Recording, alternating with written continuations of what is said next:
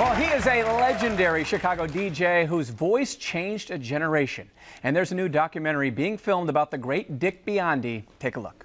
This is the Wild Australian Dick Biondi. Roses are red, violets are blue. If I don't read a commercial, the boss says I'm through. Who is that? Is he on something? He was an early rebel. How many guys do you know that have been fired 25 times from any job? On top of a pizza. People would send him pizzas in the mail. He was there for everybody. Elvis, the Beatles. Dick Biondi was the first guy to play a Beatle record in America. He was in the recording studio when the Stones did Satisfaction. He would break all of our records. Please welcome the director and producer of the Dick Biondi film, Pamela Ensweiler-Pulice, and Joe Farina. Thank you. Hey, Joe. Thank you. Pamela, let's start with you. How did this project get started? Well, I met Dick when I was a lost teenager back in 1961. And I could not get over what a nice man he was. He was just so kind and so sincere and always cared so much about his fans. And I just decided I wanted to start a fan club for him. So I did. And I've been friends with him my whole life. And I've always wanted to tell Dick's story. But I didn't get the opportunity until after I got retired. And I met a filmmaker, and I told her my secret dream.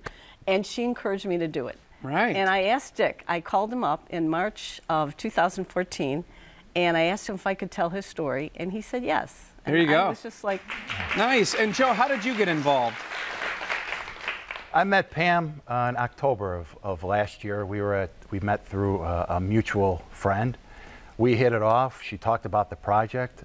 I loved it. I loved Dick Biondi. I grew up listening to him. He played my favorite kind of music. Rock and roll, the Beatles, the Who, the Kinks.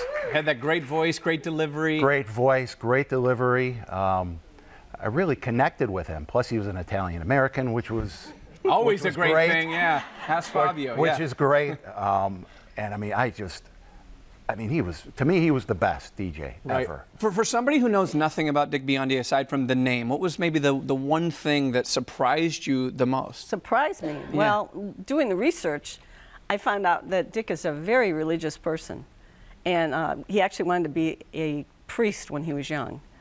So that really shocked me. I didn't know that. Wow, then he discovered rock and roll music. And yeah, absolutely. That's what happened. He actually read a commercial on the air when he was 8 years old, and that changed his life. He decided that he needed to be an announcer on the radio.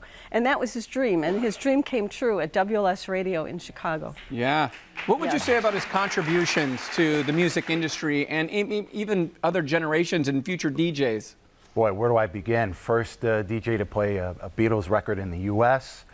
Everybody here, or everybody in the world, knows Satisfaction by the Rolling Stones. He was in the recording studio while they were recording that. Plus, he was one of the first DJs to play rhythm and blues, race records in the South in the late 50s, early 1960s. And when you think about the climate of the country at that time, you know, it's a pretty, you know, it's a groundbreaking step towards, you know, this iconic figure that he became. Right. So we got to see a trailer and a little bit of the documentary, but the documentary is not done yet, right? No.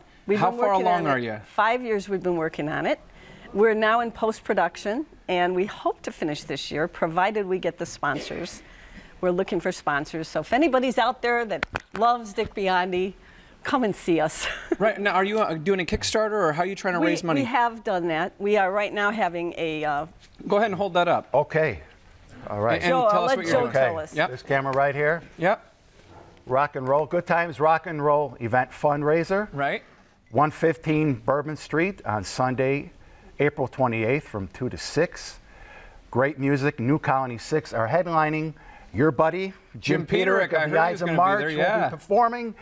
Carl G. Marisi of the Buckinghams will be there as well, and a lot of incredible Chicago area bands. And lastly, we're having a great silent auction. The band Chicago has donated a guitar. Jim Peterick, Ides of March, the Buckinghams as well. So a lot of incredible stuff that's been donated. It's going to be an awesome time. Absolutely. While we have you here, Joe, I got to just say, his father's Dennis Farina, who passed away. We had him on the show. He's such a lovely man. Thank you. I know cousins with our producer, Cindy Petrasso. So I just want to say we enjoyed his work so much and the impact he made too on Chicago. A lot of people say I look like him. As I get older, I sound like him especially. And Joe is an actor, too. Yes. Oh, right on. I love it. It's a lot of fun. I enjoy it. All right. Well, good luck with the event. Thank you. And we're happy to support it. Thank you.